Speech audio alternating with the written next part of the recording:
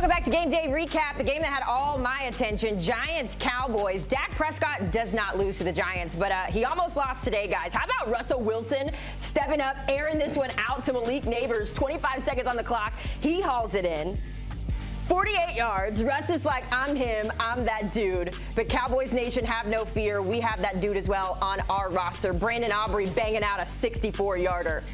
That would send this one to overtime. I want to emphasize Cowboys going to overtime against the Giants. Jerry loves it. I guess I love it too. So here we go. Overtime. Game winner. Brandon Aubrey lining up again. And it's easy. This one from 46. Cowboys survive New York in week 2. They moved to 1-1 after losing to the Eagles in week 1. They bounced back against the Giants. I mentioned Dak Prescott and how he rarely loses to the Giants. Certainly excitement there from the front office. Excited to see this stat as well. There's the number, 14 consecutive wins against the New York Giants. Dak was asked about this before the game. He just said sometimes a little bit of familiarity allows you to be successful against other teams. But I certainly am not satisfied with this performance. As we welcome you back into our CBS Sports HQ studios. Haley Sutton, Damien Harris, Carthon and Pete Prisco. Guys, this is certainly not the way that I thought week 2 would start, especially after the Cowboys played so tough against the Eagles in week 1. Damien, you're to my left, and I know how much you love America's team, so I'll give you first word here. Where's your concern meter when it comes to how the Cowboys had to win this game? I wouldn't say it's very high. Okay. I mean, at the end of the day, Haley, we have to realize a win is a win is a win is a win. And I asked you earlier, when is the last time the Cowboys have not finished the season in a disappointing fashion? So you have to take the wins when you get them. It was not pretty. It might not have been the way you wanted it to be, but at the end of the day, you fought. The Giants did almost everything they could to extend this game. Russ, outside of the turnovers, he played phenomenal. You take away those 2 picks, there are no notes. 450 yards, 140 passer rating. What is there to say? Both defenses did somewhat of a decent job with each offense, but at the end of the day, if you're a Cowboys fan, you have to just be excited that you got to win. You beat a team that is a rival of yours, and again, Dak. And then we have Brandon Aubrey on the roster to save the day, fellas. I know last week we talked about CeeDee Lamb. Wasn't all that effective, but he did have some nice catches here. Pete, you took issue with some of the play calling from the Colts, kind of a similar boat here you had with Brian Schottenheimer. What did you think of his second game? Well, I think at the end of the game he called a run. And then to settle for the 64-yard field goal. I don't understand that. I mean, look, Brandon Aubrey's a great kicker. Don't get me wrong. He's a fantastic kicker. He can make the 64-yard field goal. But why put it on that? Why not try and throw a quick out for another 5, 6, 7 yards and make it a much more manageable field goal? Again, it's overthinking it when you settle for an inside run. And it was a draw play, I think, and he got tackled for about 5 yards. But why not try and get 10 yards and make the field goal easier? He would have had more time. And by the way, he let the clock run down a little bit. But I want you to look at this, because I feel you maybe on some of the other kickers, but when you think about what Brandon Aubrey has been able to do in his short time in the NFL, I mean, he's got 2 of the league's longest kicks, and he's been in the league for, 3 years at this point? Can you change the game plan a little bit knowing that you have Brandon? No, not at all.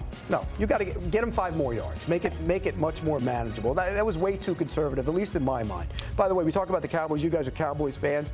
It's me. Yeah, I was going to say, it's her. It's me. She's the Cowboy fan. But the bottom line is they turned Russell Wilson into Dan Marino in his prime. We're going to talk about Russell Wilson. That's the biggest concern about the Cowboys.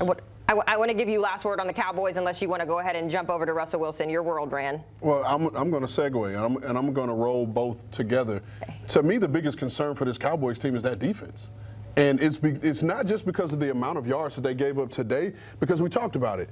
Russ had 450 yards, I think 3 touchdown passes, but you had 8 plays of 24 yards or more that this defense gave up. But listen, this is a division game. These games are crazy. They're up and down. But Dallas has to pay attention to this defense, and they're going to have some concerns there. And I know there's some stuff that came out while we were watching the game of them trying to address areas already that they feel like they need to take a better look at.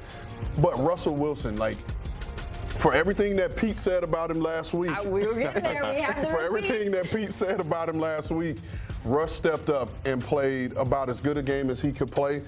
Before the last play in overtime where he kind of tried to tuck the ball and the ball went backwards, lateral or whatever you want to call it, that was the most yards he had thrown for since since 2017. Mm-hmm. And he was playing out of his mind.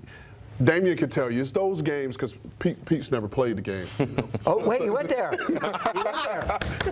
So, Don't disrespect me like that. Ran or Ryan? Ran or Ryan? Don't you Who we got here? disrespect Who we me. got here? I will say my initials are RC, but Yeah, but by the way, I hate to tell you guys, we're all on the same team now, in case anybody's wondering. Oh my God. Get us back on track. Russell Wilson. But those are the games where you're just in a zone, and you're just playing at a level that you can't explain why you're doing what you're doing. And that's why Russell threw that interception late, because I'm looking at it here. Donovan Wilson, the safety, 3 of those deep balls that went for touchdowns were on him. And so Russ went right back to the well, and the ball just got away from him. He hung it inside, and then when Donovan Wilson needed to make a play for his defense, he did. But you can say what you want to say about Russ. He played a heck of a game today, put up a ton of points. And so to you, Pete Prisco, you know what Russ said to you. That's all I'm gonna say. I was going to actually give you the floor here, because this time last week you were telling us that Russ was done. He's a backup. He can't do anything. And then today, I want to make sure I get his stat line correct. Only 9 incompletions, 451 yards to Rand's point, the most that he's thrown since that 2017 game. He had 3 touchdowns, interception, his 5th 450-yard passing game in history. So where are we at with Russ? Nah, look, he played well today. Do you believe in him? Did he save his job? For now. Do you believe in him? Because if you believe in him, he's 0-2. He played well today. When the game was on the line, what did he do? He threw 1 backwards, and he threw an interception. And Donovan Wilson, the same guy that got torched on all those plays, made the play when he had to make it. So, look, I'm going to give him props. He played well for most of that game. And those are situations that are tailor-made for him, when he can throw long pop-ups against the easy coverage. I mean, that's what he does. Let me ask you this. Do you honestly believe Russell Wilson is going to take the Giants anywhere? That's neither here nor there. No, I'm going to answer your question, because we talked about it last week, and I know you're pushing for the rookie to see him, and I understand that. But again, it's about what's around him, right? And Russell Wilson did his part today, and he got everyone involved. But he still needs more weapons around him, whether it's him, whether it's Jameis, whether it's Jackson Dart. They're going to need weapons around them to make this thing work. And so that's the part I don't believe in. I don't believe in everything that's around him. And to that point, once the game got on the line, once Russ started pressing, you saw him just with that mentality of, screw it. Malik Neighbors is down there somewhere. I'm just going to chuck it up and throw him the ball. And I think that emphasizes your point. There needs to be other guys, because we know the Cowboys knew when the game is on the line, the ball is going to number 1. So they need somebody else, whether it's Wan'Dale Robinson. But he had a good game today, but he wasn't effective enough to where when the game is on the line, there's confidence to go to him when 1 is double covered. Look, it was a great game. I think I'll be honest with you, it's a one-off. You're not going to get close to that from him. You're going to get, it's more like what you saw last week. That's what I think. I'm going to just get a montage of everything you have to say about Russell Wilson, and we'll see how long.